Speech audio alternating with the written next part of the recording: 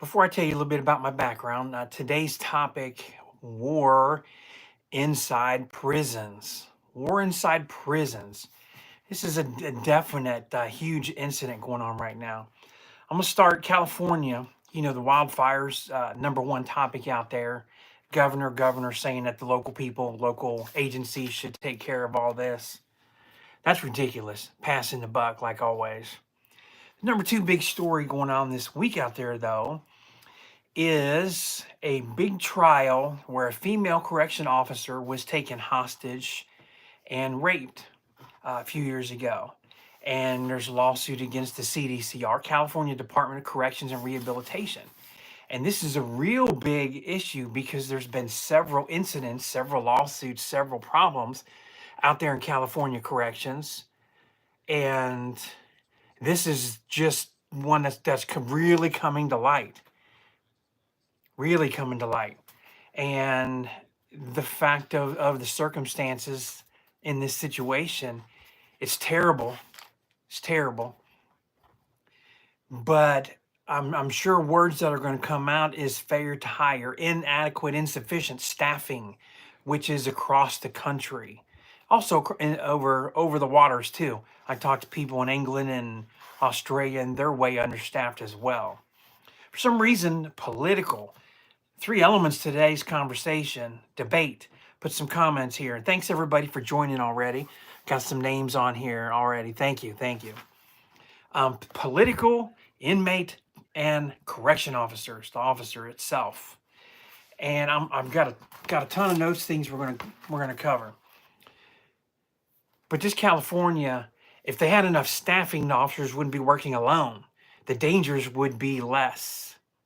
These officers, they're working sometimes two dorms, 100, 150 people that they're in. People, listen to me. I've been away from corrections for 6 years now. They're inmates. They're just freaking inmates. You're locked up in a state prison. You're called an inmate, nothing else.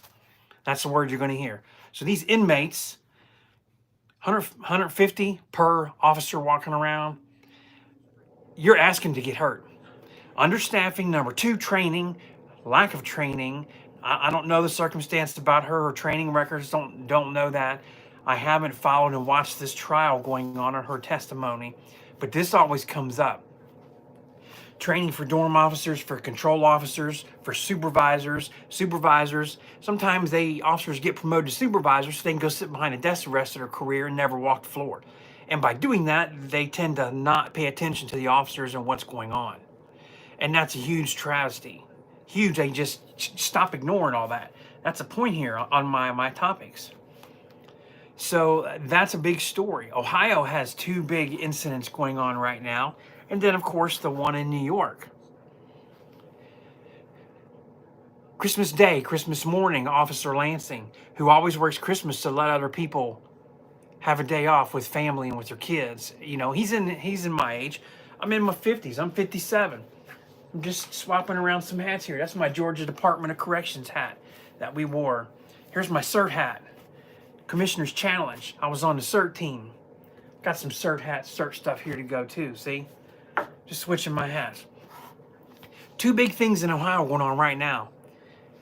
After this murder of the officer Christmas morning, Ohio is a union state, and they have got together and they've got some people, and I've talked to them, and their comment, they're really pushing about change in Ohio, pushing this all the way to the governor, senators, Congress people. And I talked to a couple union people, and gave some suggestions and said, look, this is what you have to go through. I've been through corruption stuff down in the state of Georgia and what it takes to fight that. It's ridiculous, this corruption stuff. But they're pushing it. This is it. This is the straw that broke the camel's back. As well as a lawsuit was filed last week in federal court about incidents happening to an officer. Reported this. Took it up to the chain of command, everything. Things got mispresented, investigated, I believe, by the Ohio State Patrol investigator. Things weren't wrote correctly. Then statements were You know, as always, some things get lost, as it would happen in cases with me. They'd lose video about things I was involved in on purpose. Corruption. So 2 big incidents in Ohio going on. And I'm talking, I talked with the officer that's filed that federal lawsuit, former officer, as well as some union people still going on with this Officer Lansing. And then, you know, everybody knows December 9th, the incident, Robert Brooks, and I didn't get into all the details. I didn't get into all the details about Brooks. And somebody made a comment to me, well, he killed a woman. Okay, he killed a woman. That doesn't give the officers right to spend 24 hours beating him to death. You know, and you got 14 officers, one that's quit and the other 13 suspended. You got supervisors in there. I see the stripes on here on the shirt, not doing anything, standing around. Let me hold a thing, kicking myself. Let me come over here and kick. It's not how you treat. He wasn't aggressive in any of this. Not from the beginning of this. Thanks everybody for joining. Thank you, Watchman, for your comment. Everybody, please share some comments. Benjamin, thank you. Don't like your comment, but thanks. Let me know what state you're from, what country you're from, not from the United States. Just throw that in there for us. We like to see that. Let's talk about this political inmate and officer.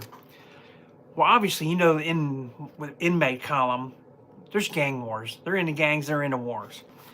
Now, this is awful, you know, the blood gang, blood in, blood out. They all have their ways of initiation. One of my friends was stabbed 13 times on the left side and got a stroke nerve down in Georgia. Ghostface gang, a dominantly white membership.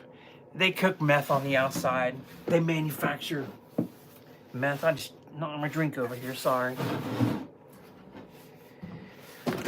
They tell him, okay, you want to get into the gang and you're going to have stab dude tonight.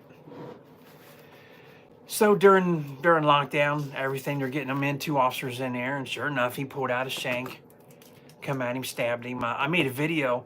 I interviewed the other officer in there, Officer Grant, young guy, great young guy. He left corrections after this. He was like 19 when this happened, watching his friend be stabbed like that, coming down the stairs, sprayed him with mace. Had to spray both of them just to get, you know, the inmate off of him. And then to get them off, they get separated and everything. And, you know, and here's a problem with political, back to column number 1, political. You know what the warden and what they did at the prison for Officer Grant? Nothing. They gave him a bunch of grief. Said, he should have rushed him with a, he didn't have a taser because he wasn't a supervisor. Only supervisors carried tasers. He was an officer, correction officer, CO1. He had a can of mace and he used it. He used the tool that he had. He wasn't trained about knife fighting, and they don't train correction officers very much about how to deal with edged weapons and knives. Like, oh no, if we don't train them, they won't be involved in it. Well, by God, he was involved in it, wasn't he? But he used his head and he sprayed him. So they did nothing. Other officers made fun of him. You know, hey, you didn't do this, you wasn't fighting, whatever. He sprayed them and got them separated and stopped the attack. What more could you ask? So I called Red Dog down in Forsyth myself, talked to him, told him about the incident. Of course, everybody knew across the state. Forsyth is right there. Red Dog is right there by the Georgia Public Safety Training Academy for the State Patrol. So they're familiar with everything. I told them, and I says, look, I want a Medal of Valor, and I want it mailed to this address. Can you do that? He said, yes. So I paid on my credit card. He sent it to his house. I get a message 4 or 5 days later from Officer Grant, former Officer Grant, and said, hey, I got this in the mail. And I said, I got that sent to you, brother. I said, you deserve that. I said, you've left, you're taking a new life with family. You know, I don't blame you. I'll always remember and pray for you. But you deserve to have this Medal of Valor on behalf of me and the other people at Hayes that do care about you. You deserve to have this medal. And put it up on your shelf and be proud of it. I'm always here to listen and talk. If you have days that are bad, I'm always here for you. But that's a part of the gang wars. There's many videos. You could talk for hours about gang wars. I'm not going to do all that. But here's the thing. The war starts from the top. It starts from the bottom. The thumbnail on my picture, that's me when I got out. I moved to another state. I ran to be county jailer, you know, in the state where In Kentucky, the sheriff does not run the county jail, the jailer does, and he's elected just like a sheriff. Well, I ran for the county that I live in, who had 5 ongoing lawsuits for failure to train, excessive force, lack of manpower and staff. Yeah, the system's flooded and broken. It is absolutely flooded and broken. And while I'm talking here, I'm gonna pull something up here. I want to share.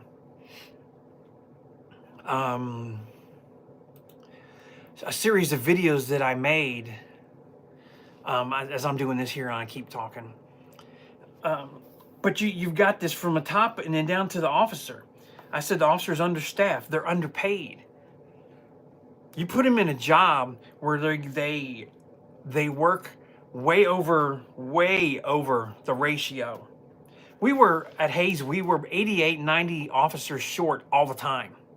Warden didn't have a problem with it because he gets a bonus from it. Yeah, he gets some kickback to be under. You know why? Same old company stuff, why they don't train, they don't hire. Because it's easier to write a check for $500,000 than it is to spend $3 million in salaries and insurance benefits to keep you at the levels that you're supposed to be. Yeah, $70,000 a year to lock up an inmate, depending on the state. But that's a big figure, but that's accurate. Gee, when I started police in '92, they told me it was about $40,000 in 1992 to house an inmate. And one of the instructors in my police academy was a retired Kentucky State Trooper. And he was a big fan of the death penalty just to save that $40,000. Plus, people get the death penalty for murders, and they're found and they get sentenced to that, then they kind of deserve it. But the system being broke, inflation, yes. Here's some things that I wrote. This is a series, it's a playlist series. The correction system is broken. We need to have zero tolerance for assault and threats to officers. So here's the problem. This involves the inmate, and the officer. The inmate is making threats and attacking the officers. Guess what? At Hayes Prison, they're probably 95% life without parole, never getting out. So what happens? They don't care. There's no consequence.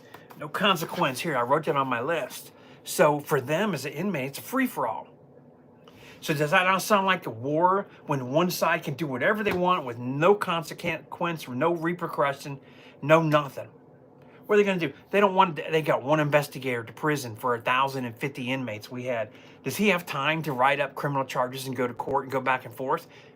I applied to be an investigator and a lieutenant, both, right before they did stuff dirty to me. Unbeknownst to them, I was working undercover 4 months with investigators for the state of Georgia.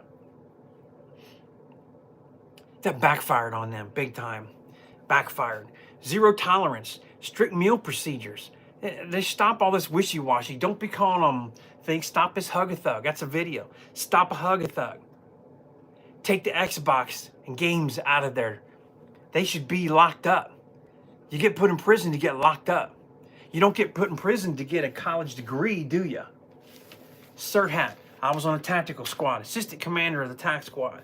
Let's put this hat on here for a minute. Man of many hats, did many things. Been on 2 SWAT teams. Oh, let me tell you, I'm former military. Was on a SWAT team in the Air Force. We had nuclear weapons.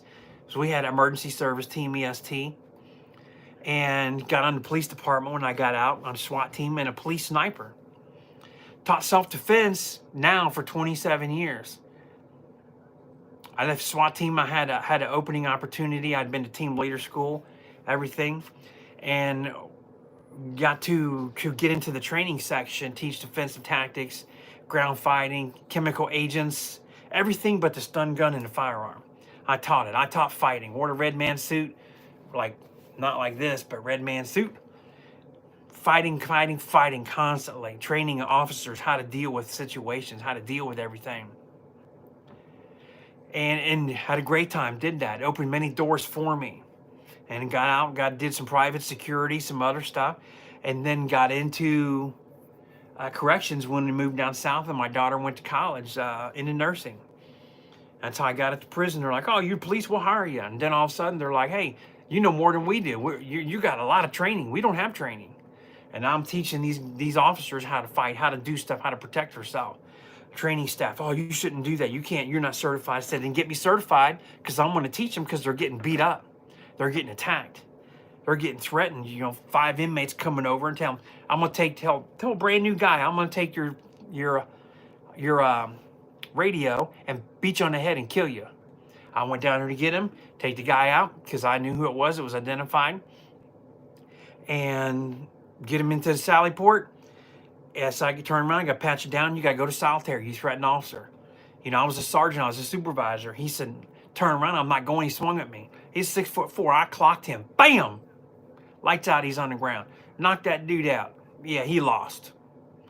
That's when I think that was the day that the word jackhammer was invented. Because a jackhammer, just in the ground like this, rapid succession, just drilled him. Yep, he lost. And we picked him back up, woke him up, took him out, and warden come down there. What happened? Because he was bleeding a lot. And I was like, I hit him really hard. Remember, I was a strongman and power lifter. I said, look, no scratches, warden, I'm good. He just looked at me like, yeah, inmates need to be in their cells, not roaming around. That's a topic. That's a problem. It's a part of this war. The more you let the inmates out, the more they work together, the more you have gang fights, the more you have attacks on officers, stabbings. They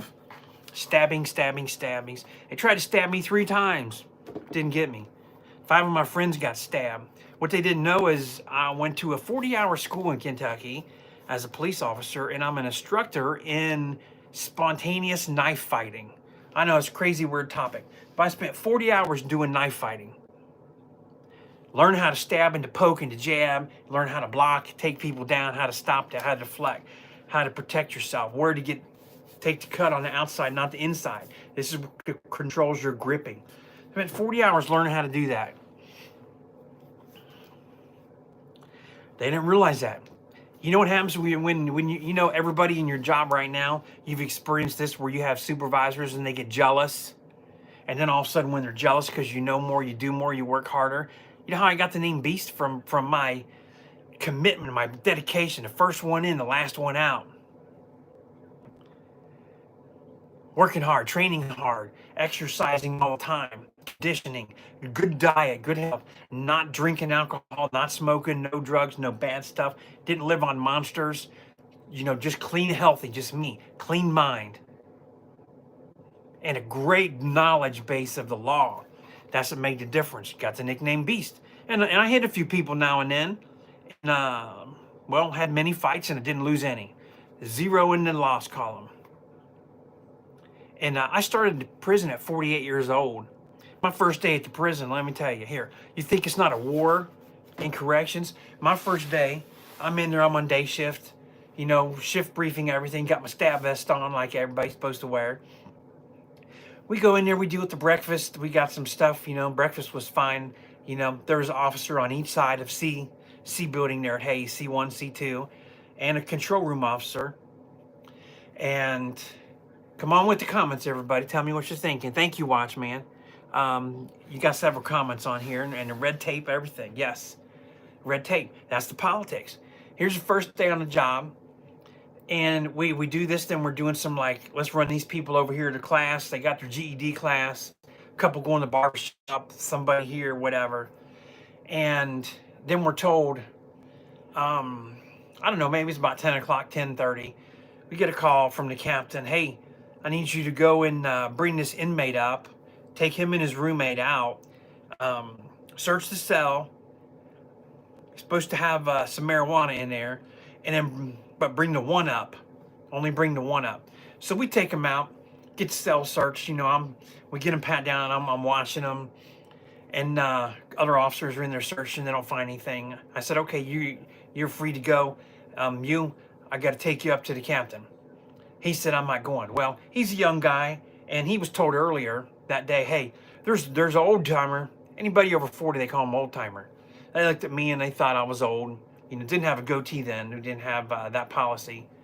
And he was told to test me. That was his thing. Test me, make me bleed. Blood in, blood out.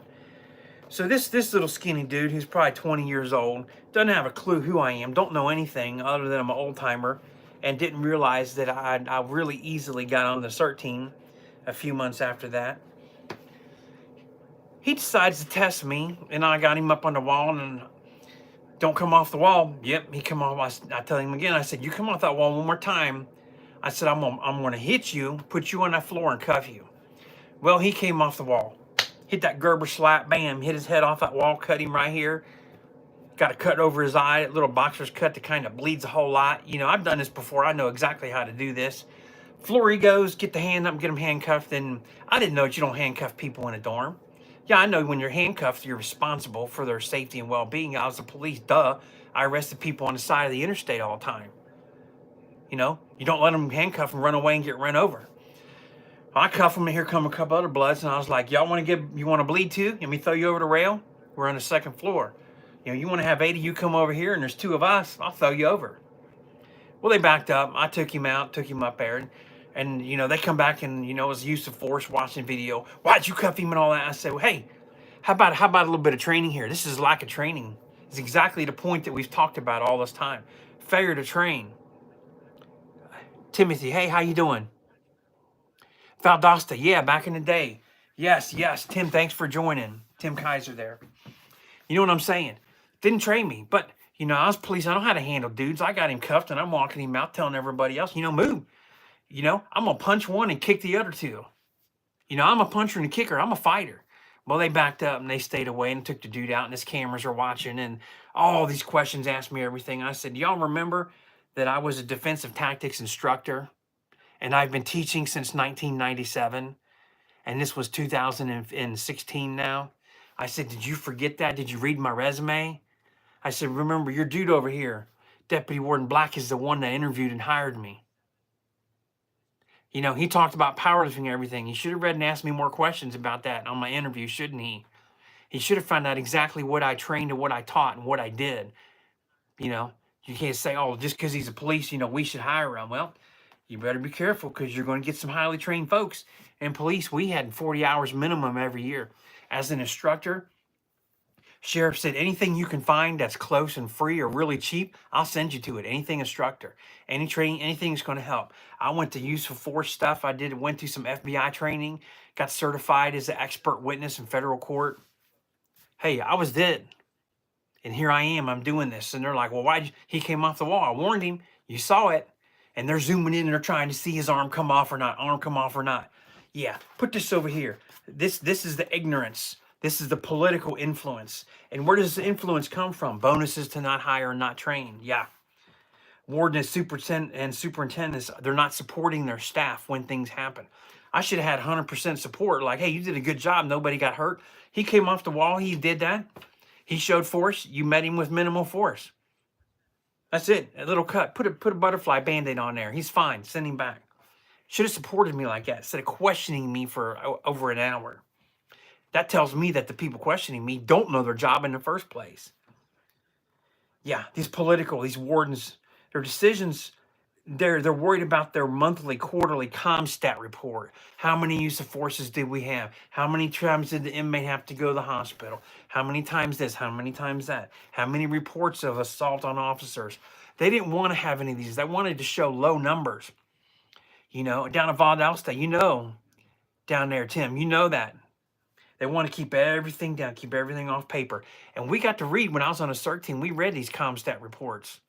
We got to get in and see that to help for us for later promotion to sergeant lieutenant. Our CERT lieutenant got a hold in and showed us this. Yeah, I talked about the bonuses. Yeah, it's cheaper. It's cheaper to write a check than it is to hire. I mentioned that.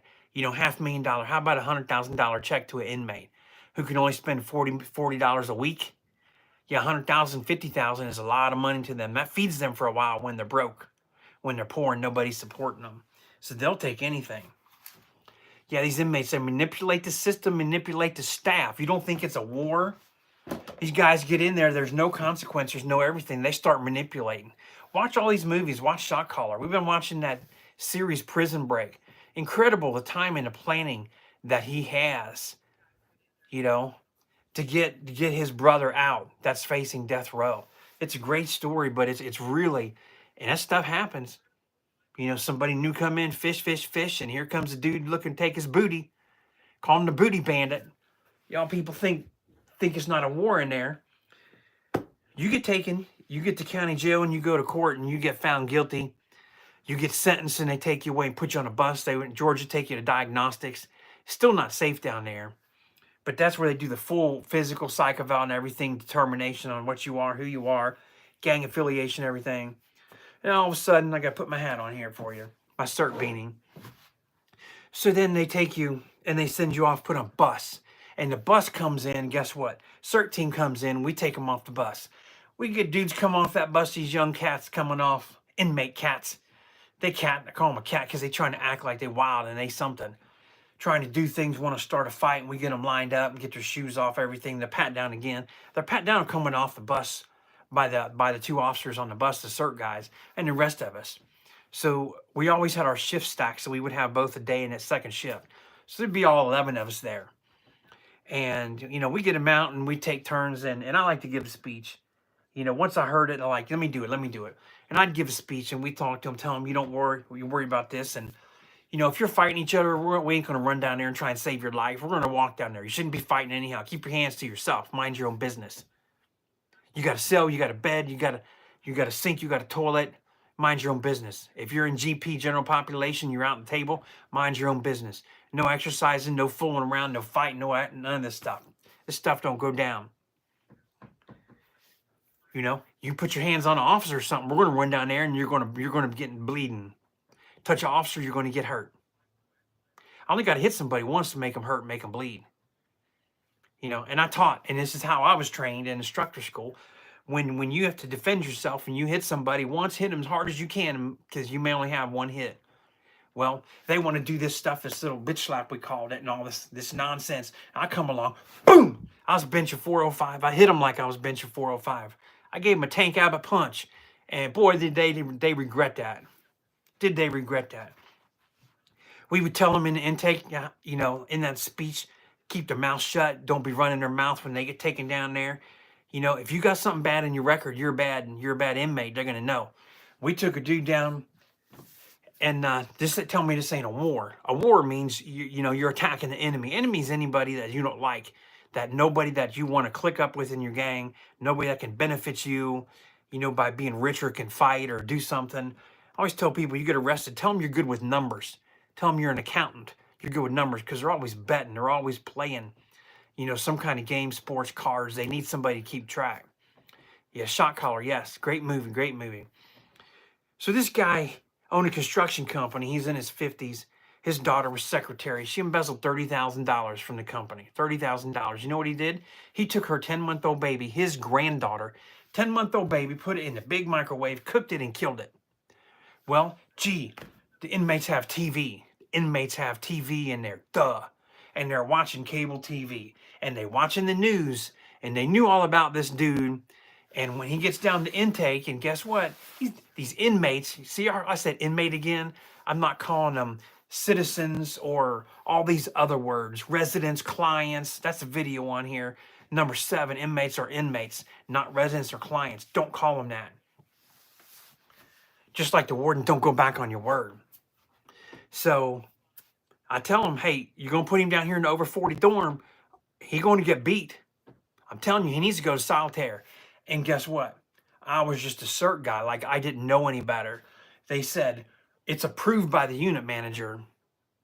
Okay, that's on unit manager. Blood on his hands. That's coming. We take him down. We put him in there. 5 minutes later, we get a call of a fight. And guess what? We knew who it was. We knew what it was. When I got down there, that dude's face looked like a hole, like this star right here. He was unrecognizable. The over 40 guys beat him to a bloody pulp. He had emergency to the hospital and go to the medical hospital down in Augusta. It took him forever to heal. Forever. For us, we're like, hey, he killed a baby in a microwave. I hope every inmate in A1 beat the dog crap out of him. I hope every one of them hit him once. And from the looks of it, when I went and pulled him out, put him on a stretcher on the golf cart, it looked like all 62 of them hit him. So, hey, that's justice. You're going to go in there and be a child molester, a chomo, you're going to get beat. You hurt kids, you hurt women, you're going to get beat. You hurt teenagers, raping, you're going to get beat. You're going to get hurt. You're going to get stabbed. You're going to get stuck. You know, you see people that, you know, on the news, such and such, you know, arrested or charged with sexual offenses or certain kinds of offenses that are very, very bad. Sometimes even people that are really bad to animals. These inmates, they got pets too. They got families and kids that got pets. You know, sometimes you catch them the wrong way and tell them, hey, you didn't kill 47 dogs and poison them and put antifreeze in their food and torture them, left them in the cold. You're asking to get beat up. Keep your mouth shut. That's the code. That's what's got to be. That's a part of this war, this gang war from the inmates. It's a war inside. It's unbelievable. The war inside. Wrong thing, it gets you. It gets you stabbed, gets you killed. I'm checking my list here. No consequences for the inmates. They attack officers whenever they want with no repercussion. Well, CERT team comes in. Let me tell you a story. In this breakfast. Now the Bloods have many sets. This guy was a bounty hunter. He was the head bounty hunter, and he tried to show off down there in G1. He's like, told the other sergeant, and I made a video about this called the cell extraction, the big switch. Pulled a big switch on this dude. Now he was about 6'2", about 230 or so. You know, one of them. And you know, we had at the time we had Airmark was our kitchen staff, and the civilian guy that ran the Airmark, covered in tattoos because he actually was a gangster disciple. Civilian just, you know, had those covered, those high up under his shirt. You know, nobody bothered to check his tattoos. Duh.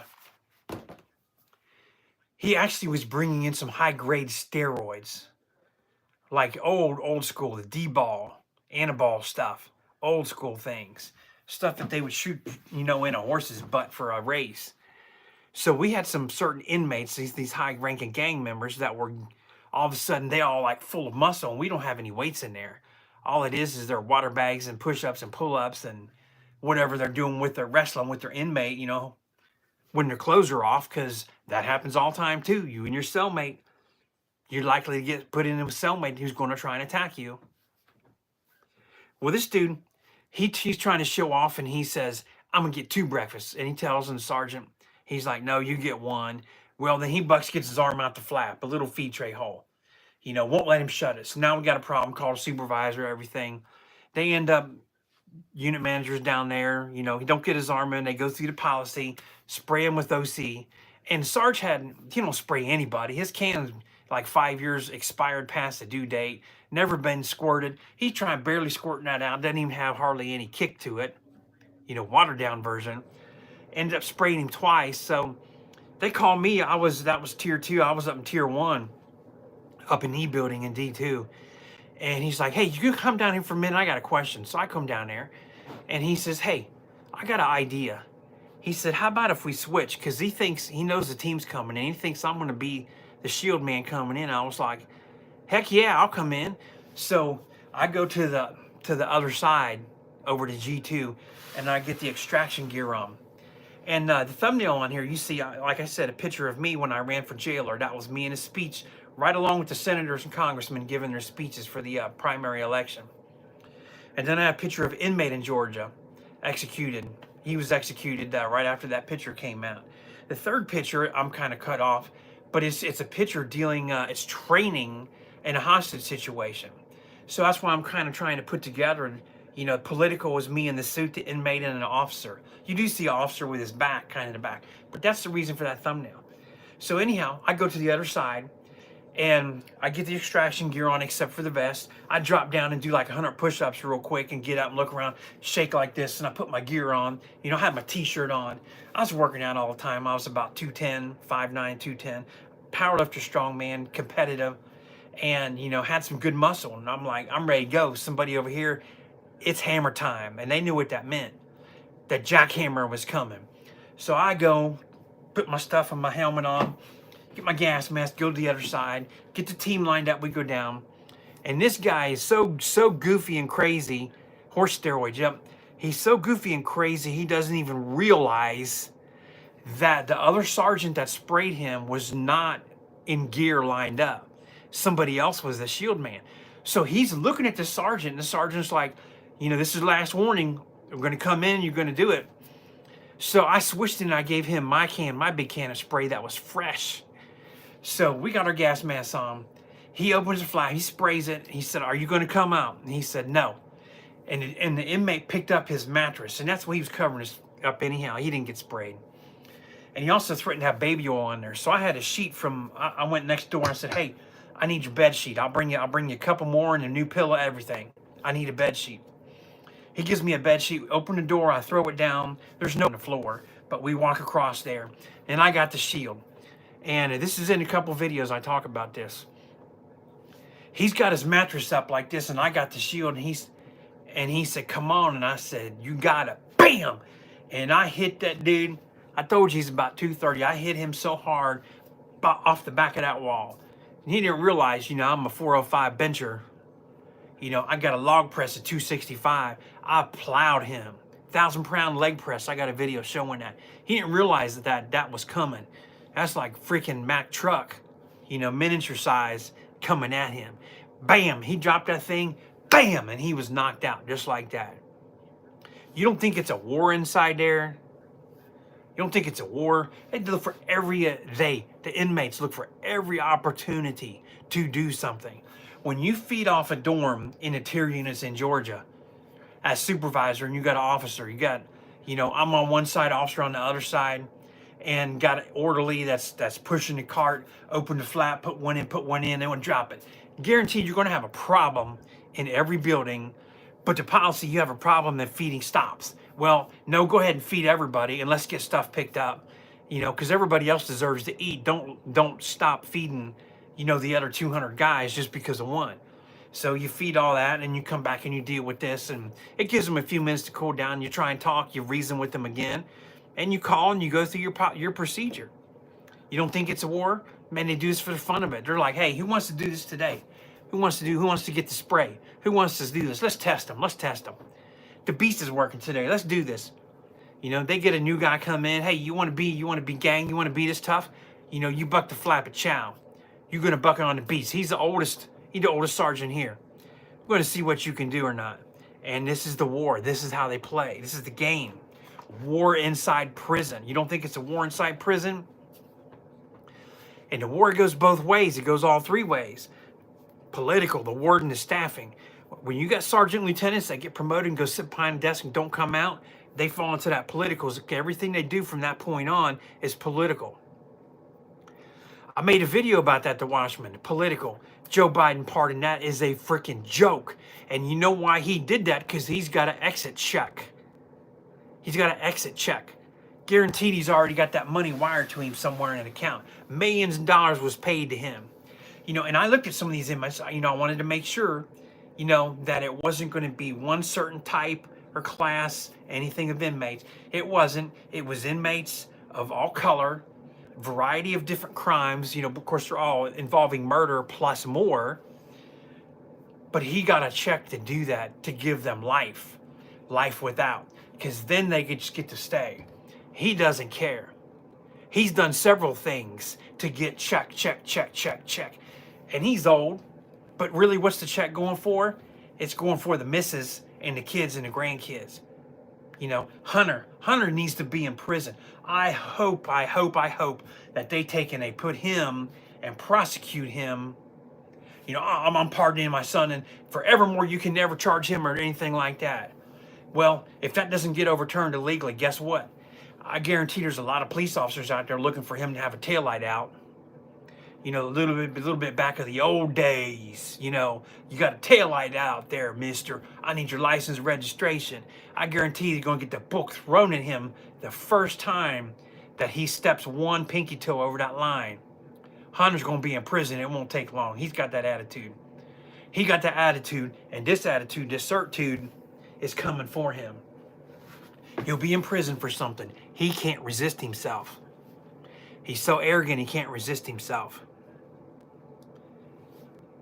I've went through these comments. You know, thank you for your comments, The Watchman. Thank you, everybody, for joining. I've been going through this, and ton of all these things right here. I talked about this, talked about my friends. Let me tell you a little bit about my 5 friends getting stabbed. One of my friends, he was promoted to captain down there, down south, and way understaffed, people not coming in to work. And he's a captain, and he and I think a lieutenant sergeant, maybe 2, 3 officers working that night. And then they just turned it into a riot. And Captain Payne, Mac Payne, great man. I know him from a tactical squad. We go do all these searches together, and he got promoted to captain. He told us, guys, I'm leaving tac squad. I got promoted to captain. We were all super excited for him. He deserved it. Great promotion.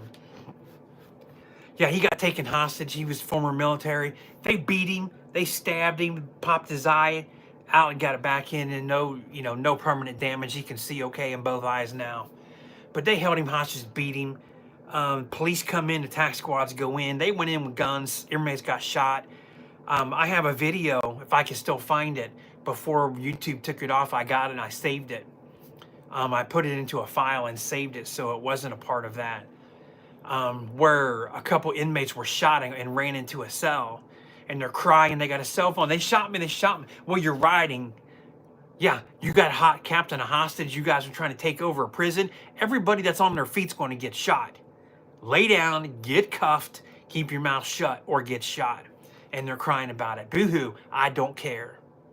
You take it hostage, you do that, I'm coming for you.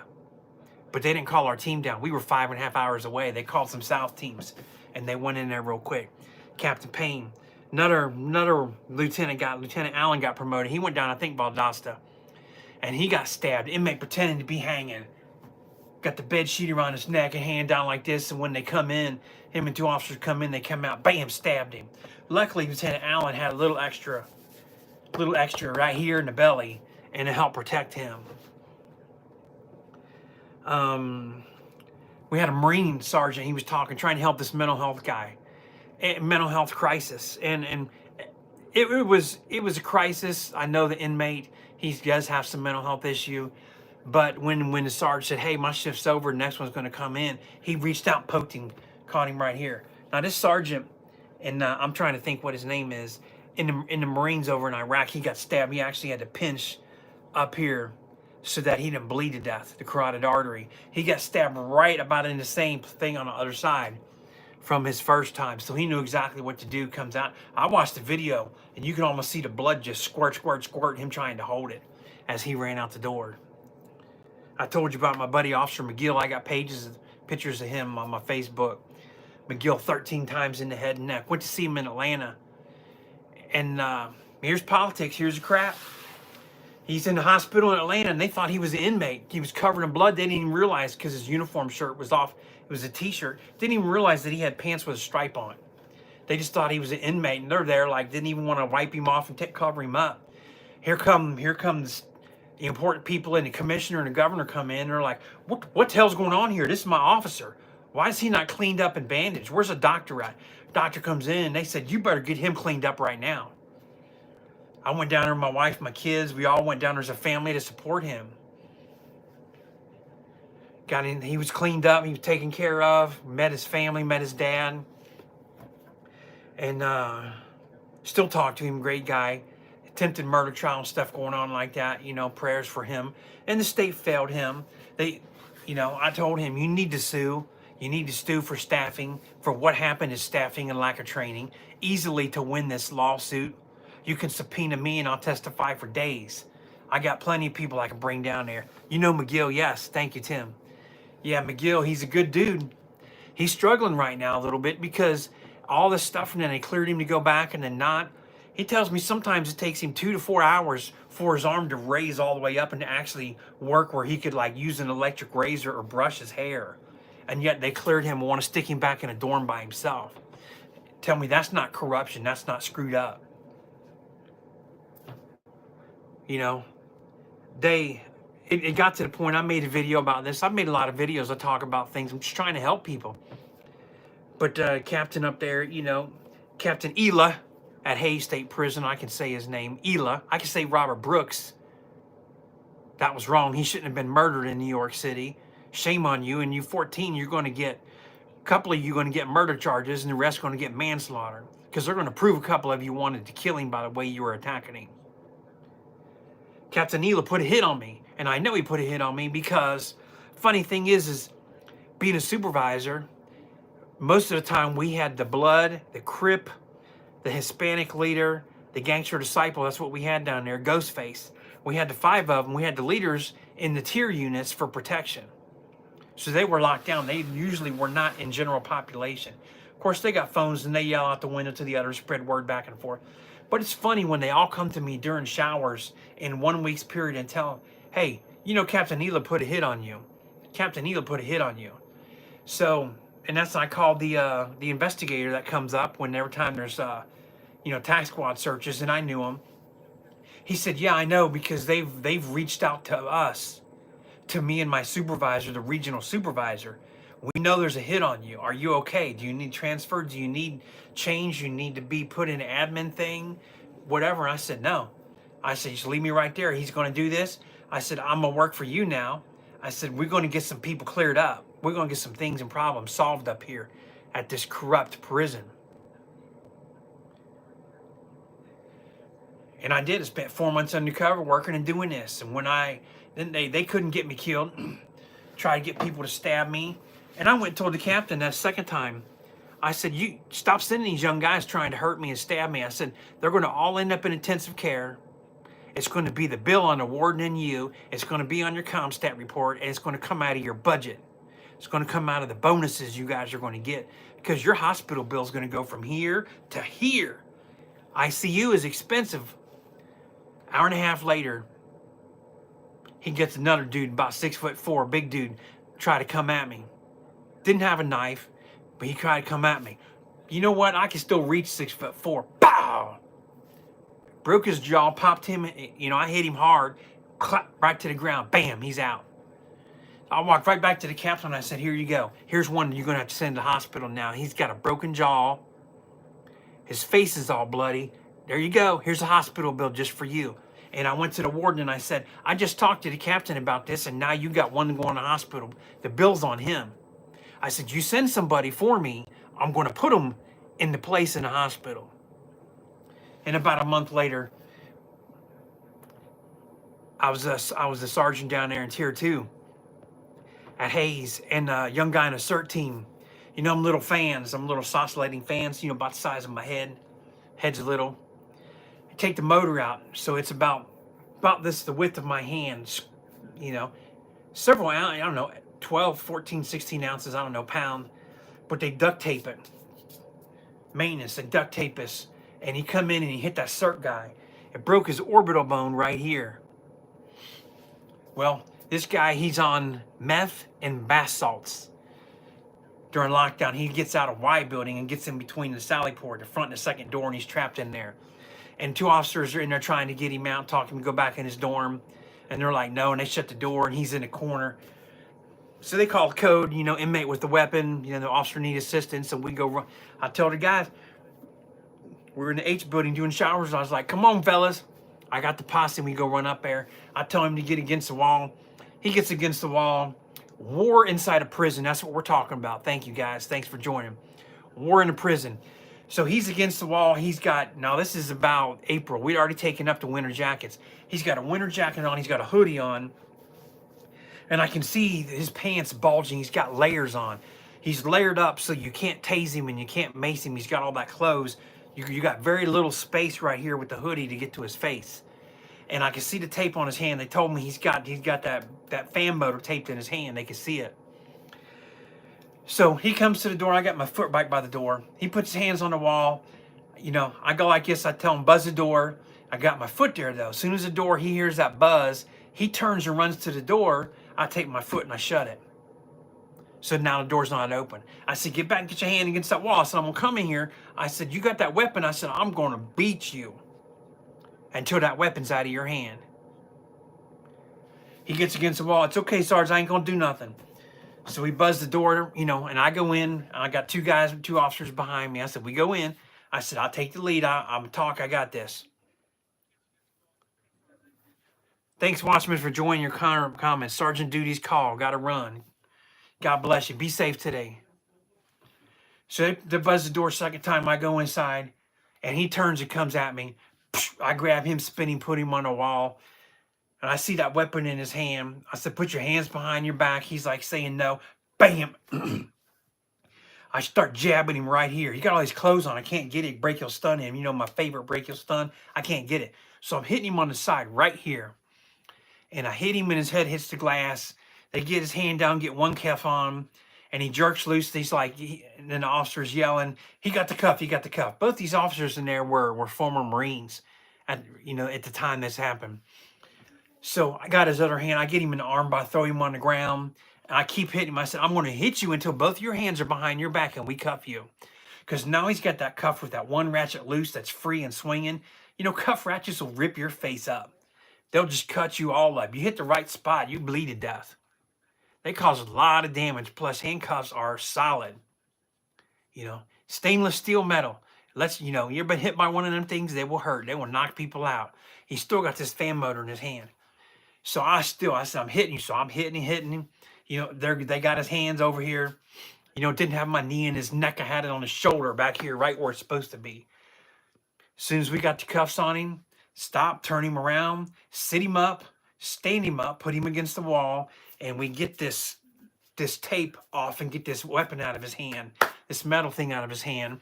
I said, now let's get him get him unzipped, you know, get his jacket unzipped, pull it down to the cuffs.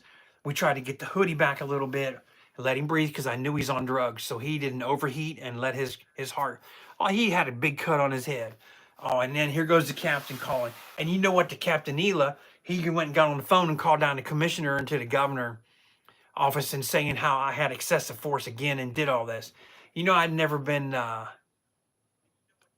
never had a word or write up anything about excessive force. Never. Down there at that prison in 4 years. Many use of forces, probably more than anybody else.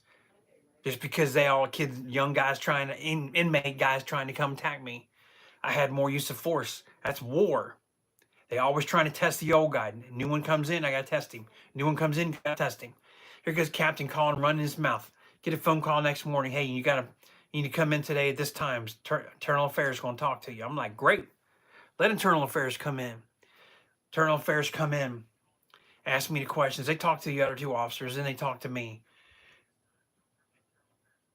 Ask me this stuff. What happened, everything like that. Do you know about approximately how many times you hit him? I said, I hit him until we had handcuffs on, and then I stood him up like you see on camera, removed his coat. How many times do you think you hit him? I said, probably 30 plus, in excess of 30 plus. I said, but remember, I'm a defensive tactics instructor, police officer, retired.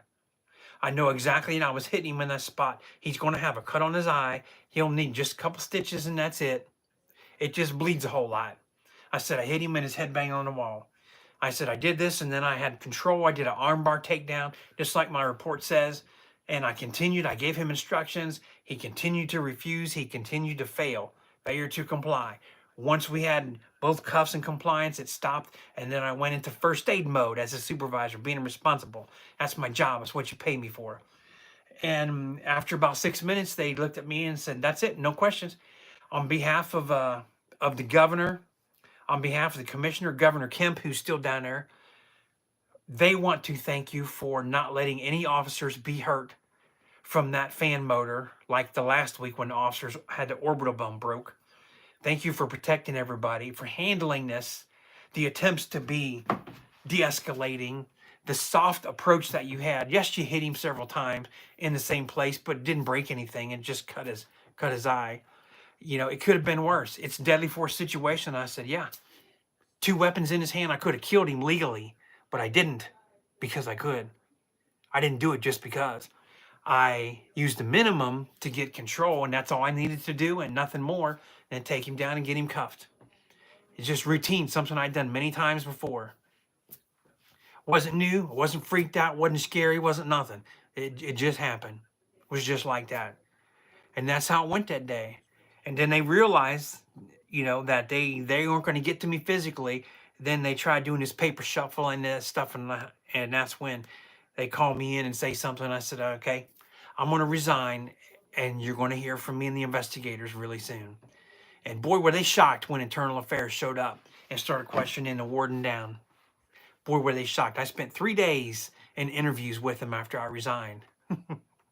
Boy, were they shocked. The documentation I had, and I continued over 4 months. Yeah, you think it's not a war. So to summarize this, for those that are on and listening, thank you for staying with me and coming. Summarize this, the political, the money, and like Governor Kemp, you know what he did before he became governor? He was commissioner of Department of Corrections. So they always have aspirations to go up, so they worry about these numbers. And they want to have a page that looks like this, pretty nice and clean. They don't want a report that has all this stuff. This is what happened to my officers, to my people. This is my staffing level. This is my training level. These are my officers that's been hurt. This is how much sick time they've had to take off. They don't want that on that report. It doesn't look good. So they worry about that. So they're not supportive.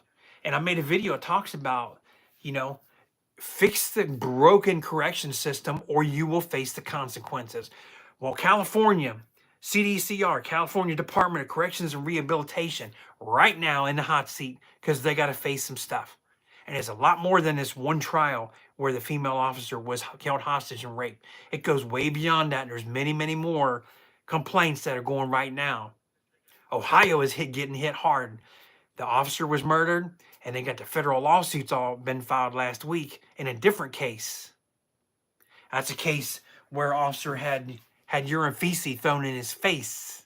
I've had feces in my eye and in my mouth before. I had to spit that out and go jump in a shower and rinse out, rinse out. For all of those of you who never had that, don't know anything about that, you can keep your mouth shut until you've walked that walk, until you've been inside. You want to know what war is? The war isn't the bullets flying, it's feces. How about inmates with AIDS constantly trying to attack you and trying to cause blood to get on you and trying to spit in your face and in your mouth that they have AIDS? And you know they have AIDS because you walk the medical around, and when they give the inmate the pills that are really colorful and pretty, look like Easter eggs, those are the medicines for the people on AIDS. So you people out in America watching and watch this video, supervisors, wardens, people, sergeants and up, if you're sitting behind a desk and you're hiding, shame on you. The blood's falling on your hands. The lawsuits are going to roll up and down the hill your way. You need to be getting involved and remember when you were an officer, or if you came in from some other job in high rank and didn't ever be an officer, didn't rattle the doors, shaking doors, telling people to take the curtains down out of the windows. If you haven't done that, you need to go follow officers around for a while and learn what they're doing. You need to support them. You can stop part of this war, half of this war at least, by doing the right thing. The word integrity. They taught us in the Correction Academy. Integrity, doing the right thing when nobody's looking. How about you, lieutenants and captains and deputy wardens, superintendents? Are you doing the right thing when nobody's looking? When you're on a phone call with that person in there and your door's shut and you're in private, are you doing the right thing? How about having a warden that's running around and has a reputation ever since he was a shift lieutenant of running around and sleeping with female officers in the laundry room and up in the towers? At Hayes, they hired. I would have never hired this guy. He come out of the Marines. He'd be all this Marine, all cocky with his shirt all rolled up and boots are freaking shiny like the sun's going to blind you. Yeah. He went to the police academy. They paid all that money, put him in the police academy. He never worked corrections, just come straight from Marines. Put him in there. You know what he did? He gets out and he goes up and he starts he's an investigator. So he's like, well, I need to get around and learn the jobs.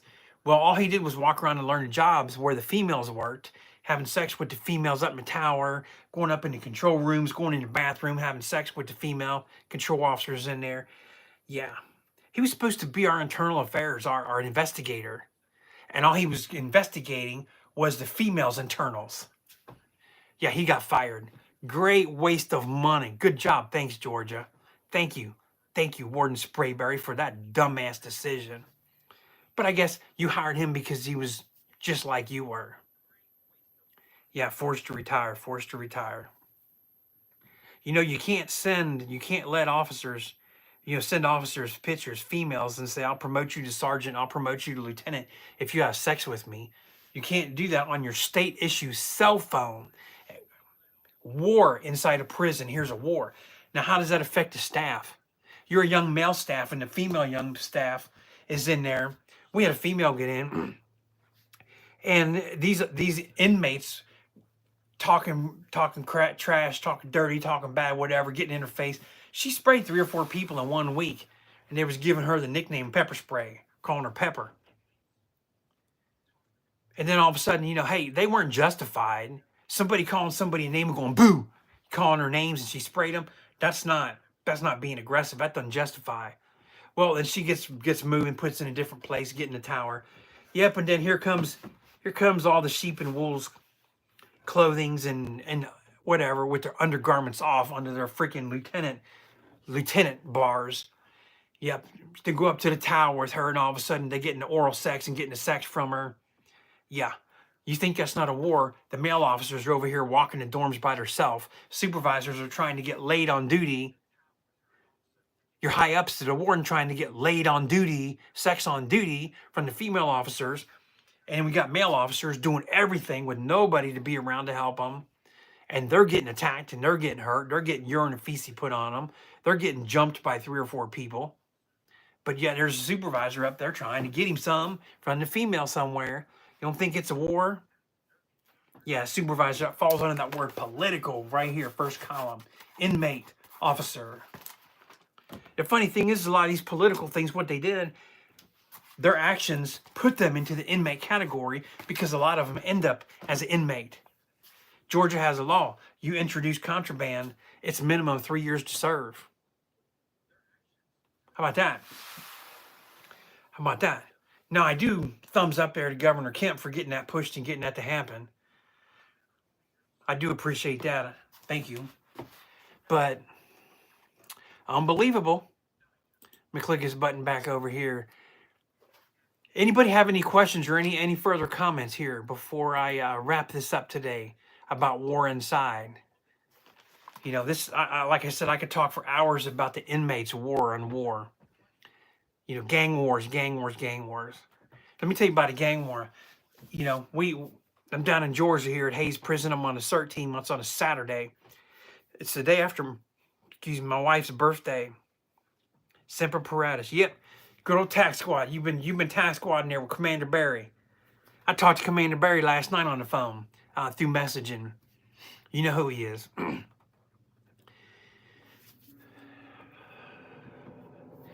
Get this call about 7:30 at night from the same captain, Captain Ela. He was the lieutenant there on the CERT team. Put my CERT hat on here for a second. I get a call. We got multiple inmates stabbed. We got a war, Hispanics and the Crips.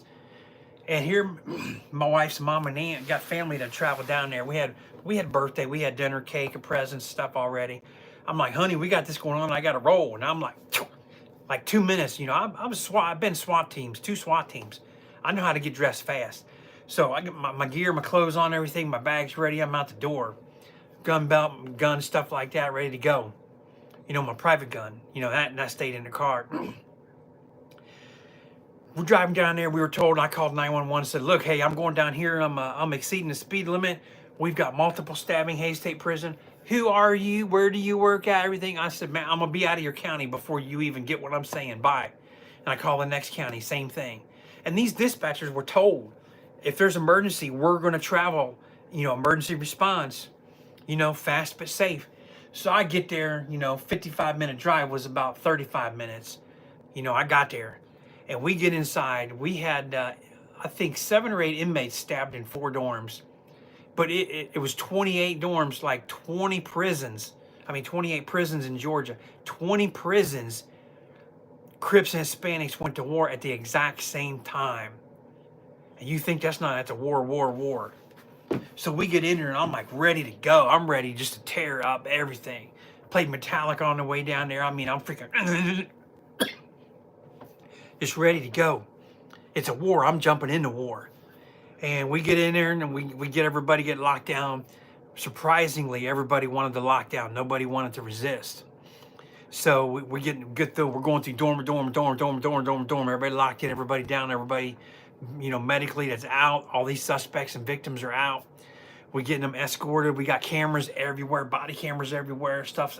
We got to record everything. And it was like, hey, we got to do this. We're gonna go in. We're gonna be cracking down. No, everything's calm. We're calm. The war was over. I'm like, what do you mean the war's over? I'm supposed to go sit in this room for 3 hours now and wait, deal with evidence, process the evidence. We down here. We supposed to be doing war with somebody. They said, no, we ain't doing war with nobody.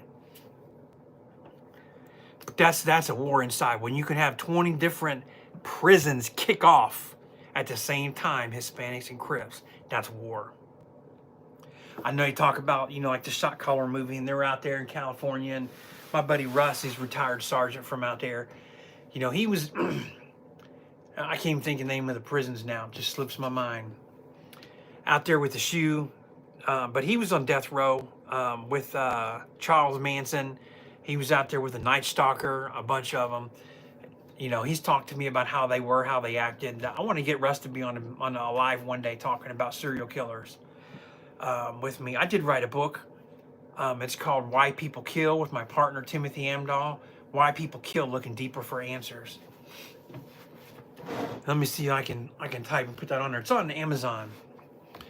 But it's a great book. We talk about what is like the black box effect. What were people doing and thinking in the very last moment? Here, I'm gonna get somebody to put this in chat here. Okay.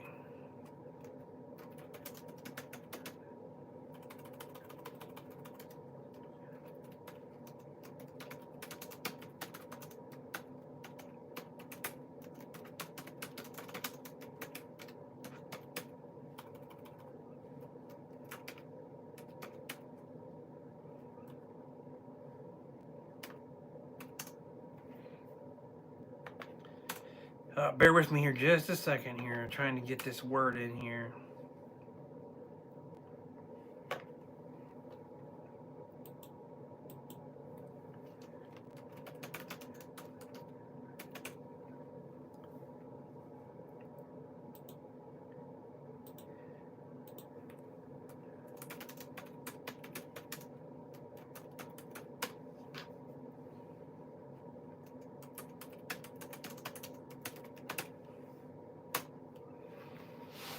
There we go.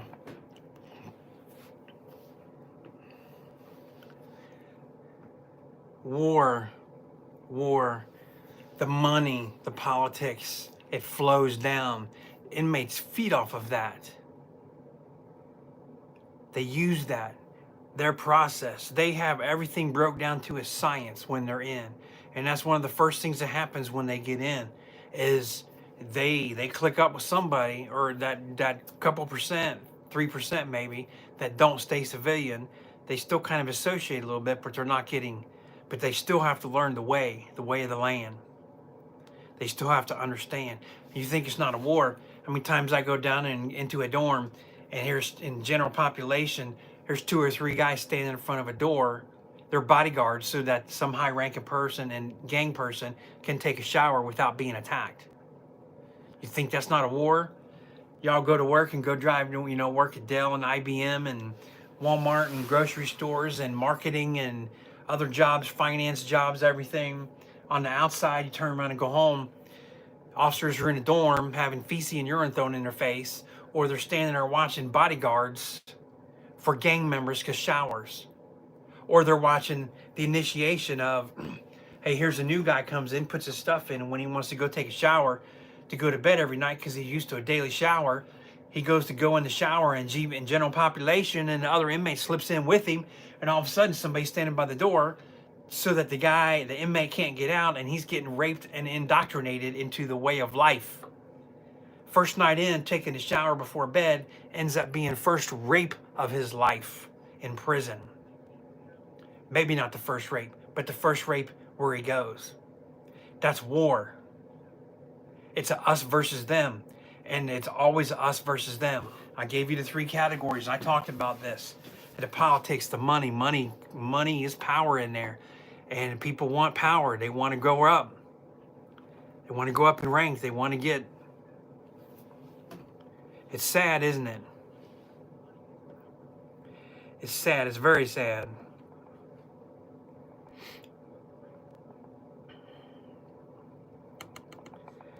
Awesome. Thanks everybody here. We're going to wrap this up. We've been about 69 minutes now, 70 minutes, and It's about time to be heading out. I know it's Saturday. Have a safe. Big cold front's moving in here. Today's Saturday the 18th. Um, Presidential stuff happening today. Tomorrow, President Trump going to Arlington Cemetery to visit. That's exciting. That's incredible. Having prayer service in the evening, and then the inauguration event indoors because of the 4-degree temperature forecast in Washington, D.C. indoors. Monday at noon Eastern Standard Time. I may be live on Monday, to honor and to celebrate, doing lives and podcasts. I also do a podcast. Let me get something typed in here.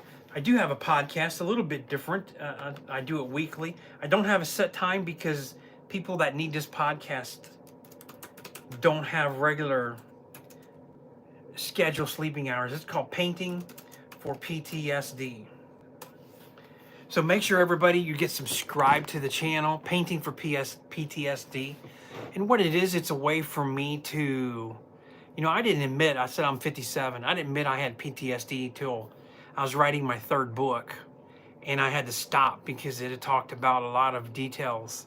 And it really got to me. And it's like, I can't handle this. And I stopped. I had about 4 chapters in. And this it's just a way for me to put down guns and knives and weapons and fighting and weights. It's a way to paint, do craft. My wife is really big into crafting, but she's also been 30 plus years with me. The ear, she's been my life support and told me, hey, these things are bothering you. You need to talk about it. Oh, it's not, I'm okay. I'm not bothered. And if you listen to it, in the first episode, I've done 5. First episode is acknowledgement. Same thing with addiction or anything. You have to acknowledge that you have PTSD. So yeah, I got it. It is bothering me. It does affect me. Noises, sounds, words, circumstances, certain things. It affects me. I get anxiety or I want to just like this. I'm ready. All the time, ready to fight. That's probably not good when you're not involved in anything anymore and you're just chilling out. And a month after having spine surgery and fusion last year, I'm just like got the big eyeballs and stuff going on. Like, yeah, man, I need to relax. But it's just a way. There's no counselors or anything. Doing crafts, talking, I tell a few stories, some bad things that's happened and things that I've seen and questions, and telling people and then encouraging them that we're going through this together. We're people. We're a group. Some have nightmares. I don't have nightmares like that, but it's when I'm awake is when things can affect me in certain screams and cries. I talk about this, and I go through some different things. I've done 5, like I said, and I talked about in one of them that a lot of vets get into construction work to build things. They're being constructive. They're using their mind and want to be creative in something, so they get in construction or carpenters and they're building. Landscaping, they want to design, and it's their outlet. I even had one, my daughter, she was a victim of some things when she was young, and a part of her outlet, she's in nursing also, like my oldest. She got certified in microblading, and her final exam was to give my wife permanent eyebrows and lips. The tattoo lips, the permanent. And so we went down to Black Label Artistry down in Simpsonville, just a little bit east of Louisville, Kentucky. Her final exam with her instructor. Did a great job. Very, very talented instructor. Daughter did a fantastic job for my wife. But I did a live when I was down there with them and showed a little bit of this process and talked. And I said, this is an outlet. It's a creative outlet for my daughter, to do this. She has some tattoos, and that's her way of dealing with pain, and kind of like the tattoo feeling the pain and the pain going out.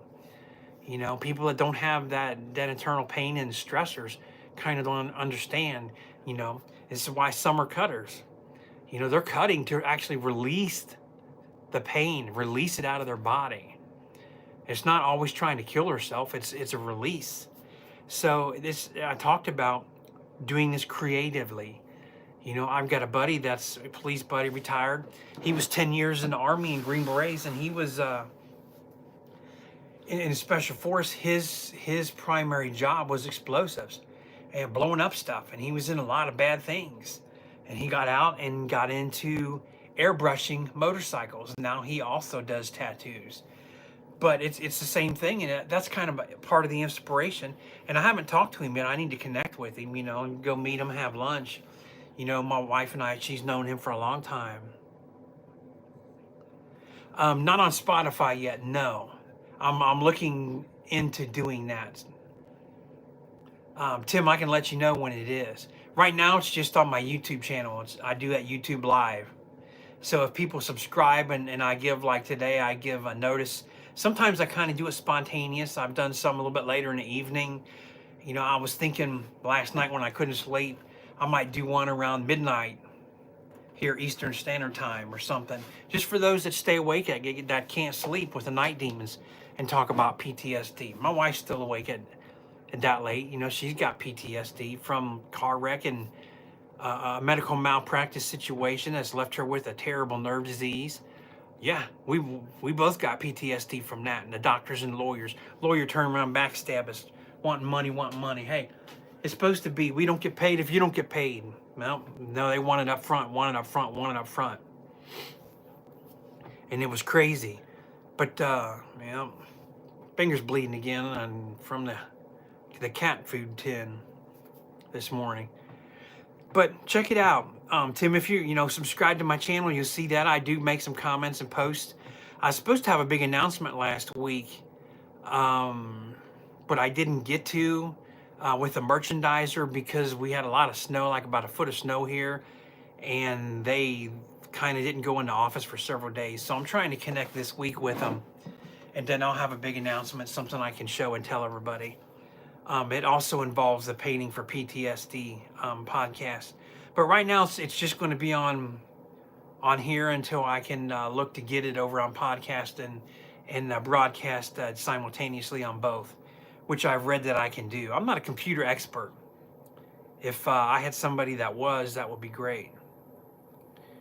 Well, now this is bad. Now my finger's really bleeding. So on that note, thanks again, everybody. Thanks, Tim, for hanging in there for a while with me and everybody in the comments. As a Christian man, my dad was a preacher. My mom was a teacher. So I was raised in church. I was raised to love everybody. If you try and hit me, I'm going to hit you back. But I do love society and I do love people. Thanks for joining. Have a wonderful, safe, and warm day.